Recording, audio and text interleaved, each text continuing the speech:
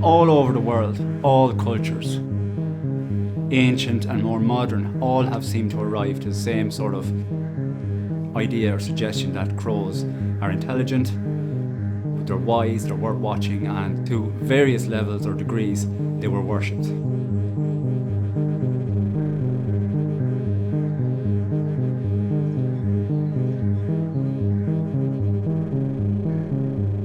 You see, in pagan times, they're described as these black birds, wise birds.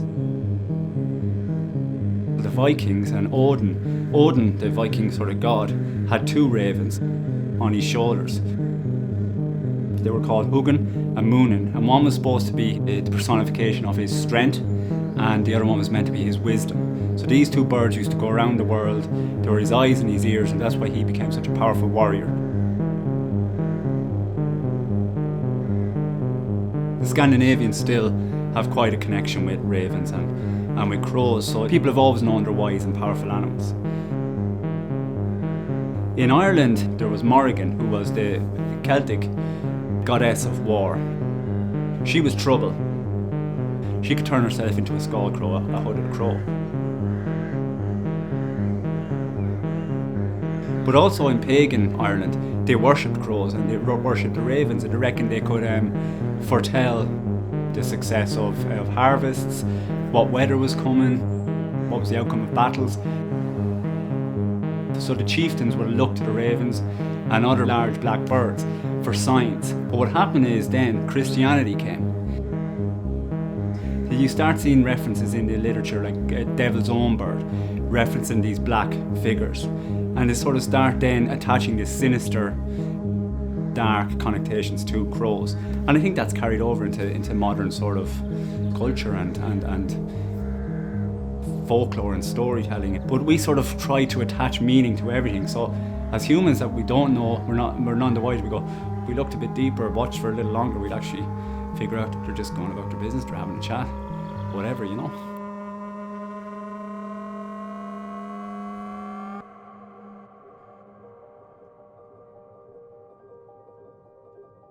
I'm Ricky Whelan. I have an unhealthy interest in crows.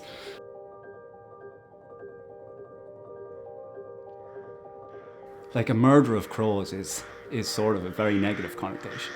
Whereas a parliament of ravens sounds quite sort of, more regal, more sort of, I suppose, accurate in my opinion.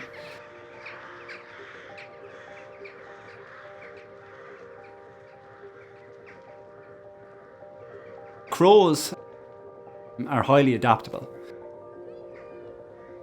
Worldwide, there's only a few places without native crows. New Zealand is one of those places, strange quirk. The southern part of South America, there's no native crows. And the Arctic and Antarctic, sort of the northernmost and southernmost parts of that.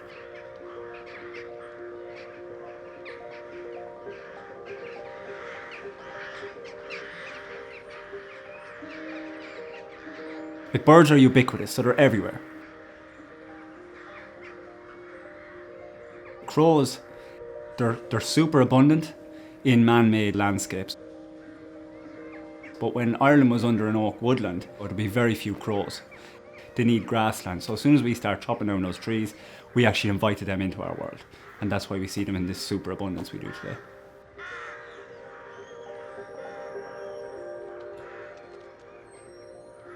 I think it's that familiarity. People look beyond stuff that's just familiar in their everyday lives.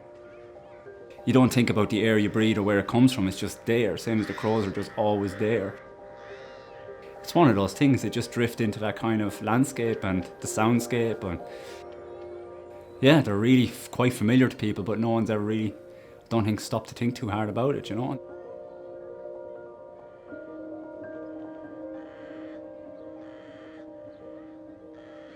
How can you say a crow is intelligent, a dog is intelligent? If they can pass certain tests, if you can test for it, if you can create a controlled test to see their behaviour, you can test intelligence. Now, a crow isn't going to pass this maths exam, but there are certain animals that can pass certain tests. For example, the mirror test is a good one. Dolphins can recognise themselves in a mirror. They know it's them. They don't think it's another dolphin. They know it's themselves, the individual. Chimpanzees can do the same. Small children can do the same. Dogs can do the same. Crows can do the same. Most other animals can't. Yeah, so the theory of mind is an animal realising that another animal is sort of thinking about what they're thinking about, or they've got this sort of, I suppose it's kind of a distrust. It's like me wondering if you know what I'm talking about, or thinking. So, for example, if a crow has something it wants to hide, like a piece of food for later, it goes and caches it. In a normal situation, it'll just stick it in a hole or under some leaves, and it'll come back for it later. But then put two other crows in the scene, they will actually pretend to cache it somewhere, and they'll do that multiple times to try fool the other bird. So basically, it's thinking that guy's going to come back and get my food when we're not here. So that's the theory of mind. That's an animal having high enough intelligence to wonder what the other animals think.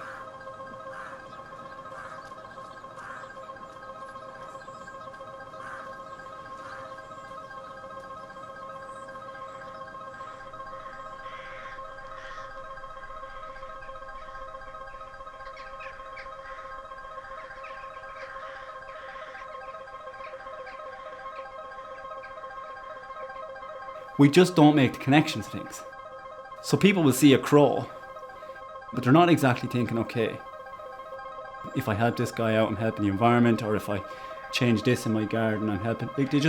We don't make connections because life is so busy now. To sort of be philosophical about everything is just not probably possible anymore. All those things pulling out of us, I think it's just not natural for humans anymore to sort of be empathetic or to sort of look at the natural world, and there's a massive detachment. But unfortunately, we're becoming more urbanised, we're becoming more detached. And if you're afraid of something, you're certainly not going to sort of donate to save it. If you think all the crows are coming to kill us, or the seagulls are going to steal my chips, and then there's someone like me on the telly going, the seagulls are great lads. You know, it's like, it's a funny thing. If you've never given it time to think about it, you're not just going to suddenly sort of take it for some stranger's word that crows are cool or they're intelligent or whatever. If you stopped for a second to watch them and observe their behaviour and their intelligence, I mean, if you think something's dumb and stupid and there's too many of them, it's very easy to pull a trigger or set a trap. But if you actually stop for a second, just to observe, they're quite an amazing species. You know the way they say, you know, you're never more than 5 feet away from a rat. You're probably not never more than 20 yards away from a crow. So they are out there, so you've no real excuse not to sort of just grab a coffee some spring morning and just see what the crows are up to. And I guarantee if you give them 5 minutes, you'll admire them.